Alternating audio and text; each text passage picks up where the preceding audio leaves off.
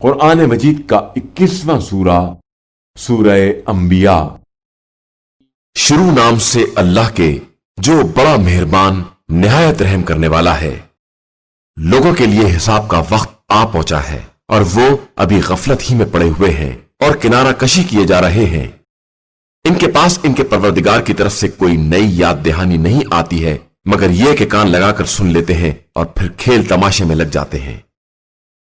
ان کے دل بالکل غافل ہو گئے ہیں اور یہ ظالم اس طرح آپس میں راز و نیاز کی باتیں کیا کرتے ہیں کہ یہ بھی تو تمہارے ہی طرح کے ایک انسان ہیں، کیا تم دیدہ و دانستہ ان کے جادو کے چکر میں آ رہے ہو؟ تو پیغمبر نے جواب دیا کہ میرا پروردگار آسمان و زمین کی تمام باتوں کو جانتا ہے، وہ خوب سننے والا اور جاننے والا ہے۔ بلکہ یہ لوگ کہتے ہیں کہ یہ تو سب خواب پریشان کا مجموعہ ہے، بلکہ یہ خود پیغمبر کی طرف سے افترا ہے، بلکہ یہ شاعر ہیں اور شاعری کر رہے ہیں، ورنہ ایسی نشانی لے کر آتے جیسی نشانی لے کر پہلے پیغمبر بھیجے گئے تھے۔ ان سے پہلے ہم نے جن بستیوں کو سرکشی کی بنا پر تباہ کر ڈالا وہ تو ایمان لائے نہیں، یہ کیا ایمان لائیں گے؟ اور ہم نے آپ صلی اللہ علیہ وآلہ وسلم سے پہلے بھی جن رسولوں کو بھیجا ہے وہ سب مرد ہی تھے جن کی طرف ہم وحی کیا کرتے تھے۔ تو تم لوگ اگر انہیں نہیں جانتے ہو تو جاننے والوں سے دریافت کر لو۔ اور ہم نے ان لوگوں کے لیے بھی کوئی ایسا جسم نہیں بنایا تھا جو کھانا نہ کھاتا ہو، اور وہ بھی ہمیشہ رہنے والے نہیں تھے۔ پھر ہم نے ان کے وعدے کو سچ کر دکھایا اور انہیں اور ان کے ساتھ جن کو چاہا بچا لیا اور زیادتی کرنے والوں کو تباہ و برباد کر دیا۔ بے شک ہم نے تمہاری طرف وہ کتاب نازل کی ہے جس میں خود تمہارا بھی ذکر ہے، تو کیا تم اتنی بھی عقل نہیں رکھتے ہو؟ اور ہم نے کتنی ہی ظالم بستیوں کو تباہ کر دیا اور ان کے بعد ان کی جگہ پر دوسری قوموں کو ایجاد کر دیا۔ پھر جب ان لوگوں نے عذاب کی آہٹ محسوس کی تو اسے دیکھ کر بھاگنا شروع کر دیا۔ ہم نے کہا کہ اب بھاگو نہیں اور اپنے گھروں کی طرف اور اپنے سامان عیش و عشرت کی طرف پلٹ کر جاؤ کہ تم سے اس کے بارے میں پوچھ گچھ کی جائے گی۔ ان لوگوں نے کہا کہ ہائے افسوس، ہم واقعاً ظالم تھے، اور یہ کہہ کر فریاد کرتے رہے یہاں تک کہ ہم نے انہیں کٹی ہوئی کھیتی کی طرح بنا کر ان کے سارے جوش کو ٹھنڈا کر دیا۔ اور ہم نے آسمان و زمین اور ان کے درمیان کی تمام چیزوں کو کھیل تماشے کے لیے نہیں بنایا ہے۔ ہم کھیل ہی بنانا چاہتے تو اپنی طرف ہی سے بنا لیتے اگر ہمیں ایسا کرنا ہوتا، بلکہ ہم تو حق کو باطل کے سر پر دے مارتے ہیں اور اس کے دماغ کو کچل دیتے ہیں اور وہ تباہ و برباد ہو جاتا ہے۔ اور تمہارے لیے ویل ہے کہ تم ایسی بے رب باتیں بیان کر رہے ہو۔ اور اسی خدا کے لیے زمین و آسمان کی کل کائنات ہے، اور جو افراد اس کی بارگاہ میں ہیں وہ نہ اس کی عبادت سے اکڑ کر انکار کرتے ہیں اور نہ تھکتے ہیں، دن رات اسی کی تسبیح کرتے ہیں اور سستی کا بھی شکار نہیں ہوتے ہیں۔ کیا ان لوگوں نے زمین میں ایسے خدا بنا لیے ہیں جو ان کو زندہ کرنے والے ہیں؟ یاد رکھو، اگر زمین و آسمان میں اللہ کے علاوہ اور خدا بھی ہوتے تو زمین و آسمان دونوں برباد ہو جاتے۔ عرش کا مالک پروردگار ان کے بیانات سے بالکل پاک و پاکیزہ ہے، اس سے پاس پس کرنے والا کوئی نہیں ہے، اور وہ ہر ایک کا حساب لینے والا ہے۔ کیا ان لوگوں نے اس کے علاوہ اور خدا بنا لیے ہیں؟ تو آپ صلی اللہ علیہ وآلہ وسلم کہہ دیجئے کہ ذرا اپنی دلیل تو لاؤ۔ یہ میرے ساتھ والوں کا ذکر اور مجھ سے پہلے والوں کا ذکر سب موجود ہے، لیکن ان کی اکثریت حق سے ناواقف ہے اور اسی لیے کنارہ کشی کر رہی ہے۔ اور ہم نے آپ سے پہلے کوئی رسول نہیں بھیجا مگر یہ کہ اس کی طرف یہی وحی کرتے رہے کہ میرے علاوہ کوئی خدا نہیں ہے، لہذا سب لوگ میری ہی عبادت کرو۔ اور لوگوں نے یہ کہنا شروع کر دیا کہ اللہ نے کسی کو بیٹا بنا لیا ہے، حالانکہ وہ اس امر سے پاک و پاکیزہ ہے، بلکہ وہ سب اس کے محترم بندے ہیں جو کسی بات پر اس پر سبقت نہیں کرتے ہیں اور اس کے احکام پر برابر عمل کرتے رہتے ہیں۔ وہ ان کے سامنے اور ان کے پس و پشت کی تمام باتوں کو جانتا ہے، اور فرشتے کسی کی سفارش بھی نہیں کر سکتے مگر یہ کہ خدا اس کو پسند کرے، اور وہ اس کے خوف سے برابر لرزتے رہتے ہیں۔ اور اگر ان میں سے بھی کوئی یہ کہہ دے کہ خدا کے علاوہ میں بھی خدا ہوں تو ہم اس کو بھی جہنم کی سزا دیں گے کہ ہم اسی طرح ظالموں کو سزا دیا کرتے ہیں۔ کیا ان کافروں نے یہ نہیں دیکھا کہ یہ زمین و آسمان آپس میں جڑے ہوئے تھے اور ہم نے ان کو الگ کیا ہے اور ہر جاندار کو پانی سے قرار دیا ہے، پھر کیا یہ لوگ ایمان نہ لائیں گے؟ اور ہم نے زمین میں پہاڑ قرار دیے ہیں کہ وہ ان لوگوں کو لے کر کسی طرف جھک نہ جائے، اور پھر اس میں وسیع تر راستے قرار دیے ہیں کہ اس طرح یہ منزل مقصود تک پہنچ سکیں۔ اور ہم نے آسمان کو ایک محفوظ چھت کی طرح بنایا ہے، اور یہ لوگ اس کی نشانیوں سے برابر اعراض کر رہے ہیں۔ وہ وہی خدا ہے جس نے رات دن اور آفتاب و مہتاب سب کو پیدا کیا ہے، اور سب اپنے اپنے فلک میں تیر رہے ہیں۔ اور ہم نے آپ صلی اللہ علیہ وآلہ وسلم سے پہلے بھی کسی بشر کے لیے ہمیشگی نہیں قرار دی ہے، تو کیا اگر آپ مر جائیں گے تو یہ لوگ ہمیشہ رہنے والے ہیں؟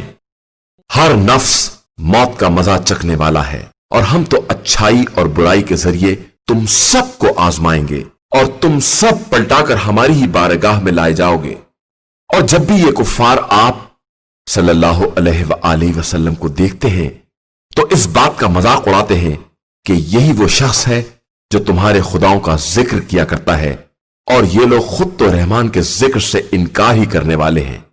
انسان کے خمیر میں عجلت شامل ہو گئی ہے، اور عنقریب ہم تمہیں اپنی نشانیاں دکھلائیں گے تو پھر تم لوگ جلدی نہیں کرو گے۔ اور یہ لوگ کہتے ہیں کہ اگر تم سچے ہو تو اس وعدہ قیامت کا وقت آخر کب آئے گا؟ کاش یہ کافر یہ جانتے کہ وہ ایسا وقت ہوگا جب یہ جہنم کی آگ کو نہ اپنے سامنے سے ہٹا سکیں گے اور نہ پشت سے، اور نہ ان کی کوئی مدد کی جا سکے گی، بلکہ یہ قیامت ان تک اچانک آ جائے گی اور انہیں مبہوت کر دے گی، پھر یہ نہ اسے رد کر سکیں گے اور نہ انہیں کوئی مہلت دی جائے گی۔ اور پیغمبر آپ صلی اللہ علیہ وآلہ وسلم سے پہلے بھی بہت سے رسولوں کا مذاق اڑایا گیا ہے، جس کے بعد ان کفار کو اس عذاب نے گھیر لیا جس کا یہ مذاق اڑا رہے تھے۔ آپ صلی اللہ علیہ وآلہ وسلم ان سے کہہ دیجئے کہ انہیں رات یا دن میں رحمان کے عذاب سے بچانے کے لیے کون پہرا دے سکتا ہے مگر یہ ہیں کہ رحمان کی یاد سے مسلسل منہ موڑے ہوئے ہیں۔ کیا ان کے پاس ایسے خدا موجود ہیں جو ہمارے بغیر انہیں بچا سکیں گے؟ یہ بیچارے تو خود اپنی بھی مدد نہیں کر سکتے ہیں، اور نہ انہیں خود بھی عذاب سے پناہ دی جائے گی، بلکہ ہم نے انہیں اور ان کے باپ دادا کو تھوڑی سی لذت دنیا دے دی ہے، یہاں تک کہ ان کا زمانہ طویل ہو گیا، تو کیا یہ نہیں دیکھتے ہیں کہ ہم برابر زمین کی طرف آتے جا رہے ہیں اور اس کو چاروں طرف سے کم کرتے جا رہے ہیں؟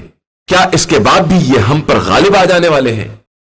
آپ صلی اللہ علیہ وآلہ وسلم کہہ دیجئے کہ میں تم لوگوں کو وحی کے مطابق ڈراتا ہوں، اور بہرے کو جب بھی ڈرایا جاتا ہے وہ آواز کو سنتا ہی نہیں ہے، حالانکہ انہیں عذاب الہی کی ہوا بھی چھو جائے تو کہہ اٹھیں گے کہ افسوس ہم واقعی ظالم تھے۔ اور ہم قیامت کے دن انصاف کی ترازو قائم کریں گے، اور کسی نفس پر ادنا ظلم نہیں کیا جائے گا، اور کسی کا عمل رائی کے دانے کے برابر بھی ہے تو ہم اسے لے آئیں گے، اور ہم سب کا حساب کرنے کے لیے کافی ہیں۔ اور ہم نے موسیٰ اور ہارون کو حق و باطل میں فرق کرنے والی وہ کتاب عطا کی ہے جو ہدایت کی روشنی اور ان صاحبان تقوی کے لیے یاد الہی کا ذریعہ ہے، جو از غیب اپنے پروردگار سے ڈرنے والے ہیں اور قیامت کے خوف سے لرزاں ہیں۔ اور یہ قرآن ایک مبارک ذکر ہے جسے ہم نے نازل کیا ہے، تو کیا تم لوگ اس کا بھی انکار کرنے والے ہو؟ اور ہم نے ابراہیم کو اس سے پہلے ہی عقل سلیم عطا کر دی تھی، اور ہم ان کی حالت سے باخبر تھے۔ جب انہوں نے اپنے مربی باپ اور اپنی قوم سے کہا کہ یہ مورتیاں کیا ہیں جن کے گرد تم حلقہ باندھے ہوئے ہو، ان لوگوں نے کہا کہ ہم نے اپنے باپ دادا کو بھی انہی کی عبادت کرتے ہوئے دیکھا ہے۔ ابراہیم نے کہا کہ یقیناً تم اور تمہارے باپ دادا سب کھلی ہوئی گمراہی میں ہو۔ ان لوگوں نے کہا کہ آپ کوئی حق بات لے آئے ہیں یا خالی کھیل تماشا ہی کرنے والے ہیں؟ ابراہیم نے کہا کہ تمہارا واقعی رب وہی ہے جو آسمان و زمین کا رب ہے، اور اسی نے ان سب کو پیدا کیا ہے، اور میں اسی بات کے گواہوں میں سے ایک گواہ ہوں۔ اور خدا کی قسم میں تمہارے بتوں کے بارے میں تمہارے چلے جانے کے بعد کوئی تدبیر ضرور کروں گا۔ پھر ابراہیم نے ان کے بڑے کے علاوہ سب کو چور چور کر دیا کہ شاید یہ لوگ پلٹ کر اس کے پاس آئیں۔ ان لوگوں نے کہا کہ ہمارے خداؤں کے ساتھ یہ برتاؤ کس نے کیا ہے، وہ یقیناً ظالمین میں سے ہے۔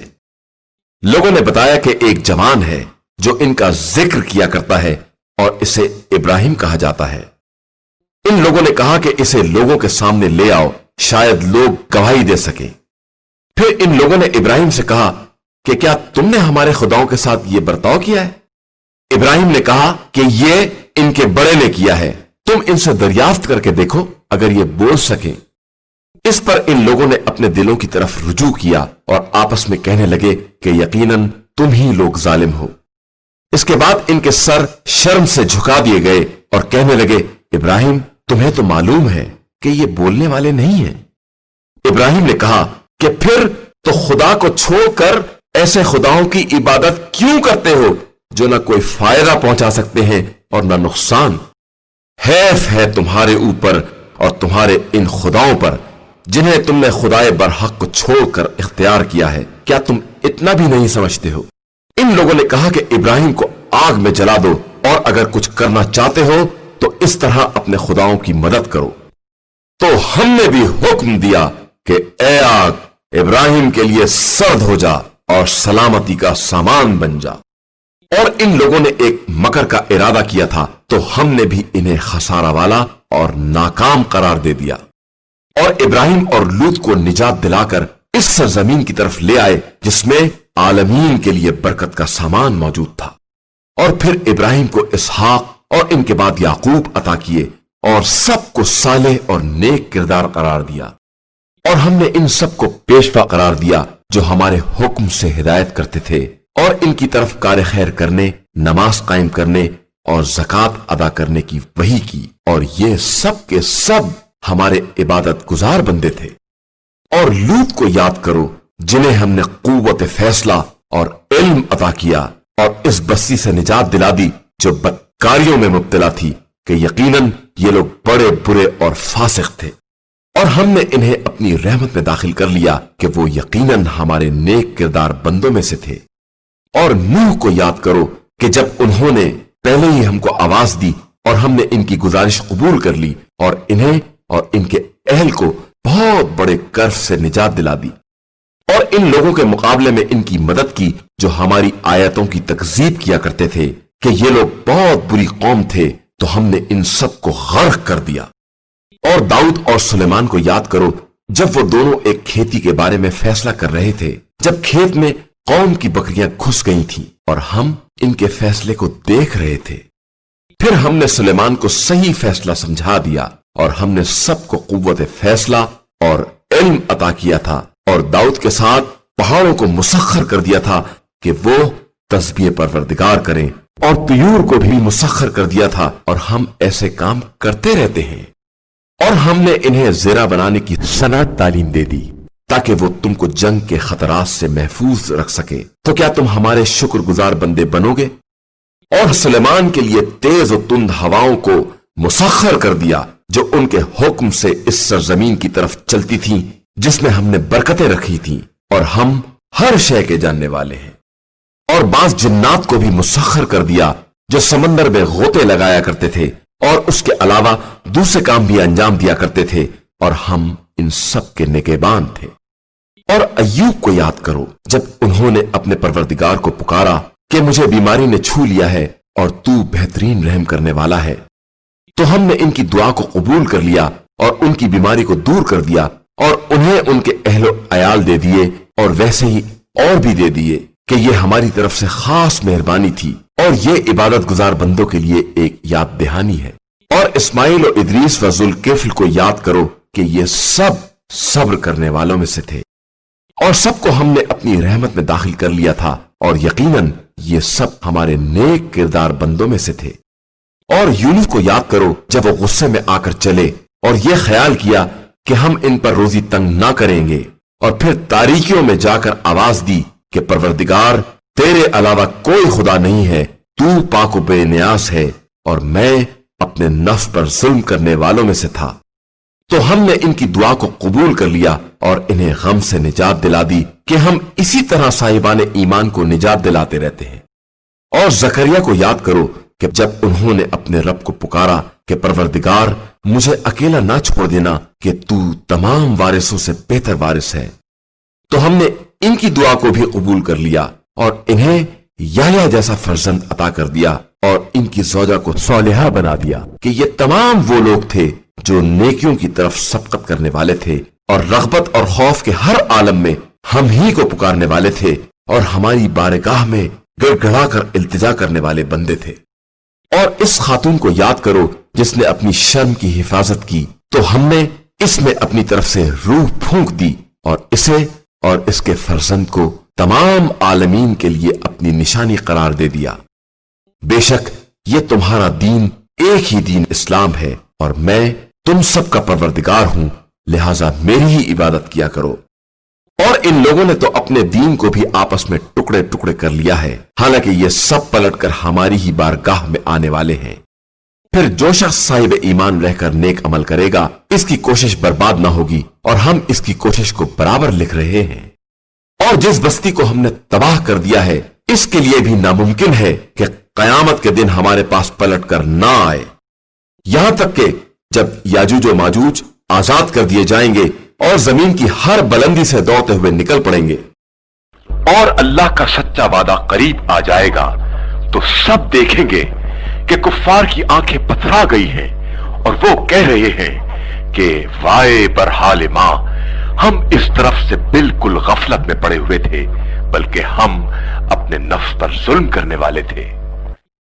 याद रखो कि तुम लोग खुद और जिन चीजों की तुम परस्तिश कर रहे हो, सबको जहन्नुम का ईंधन बनाया जाएगा और तुम सब उसी में वारिद होने वाले हो। अगर ये सब वाकईन खुदा होते तो कभी जहन्नुम में वारिद ना होते, हालांकि ये सब इसी में हमेशा हमेशा रहने वाले हैं।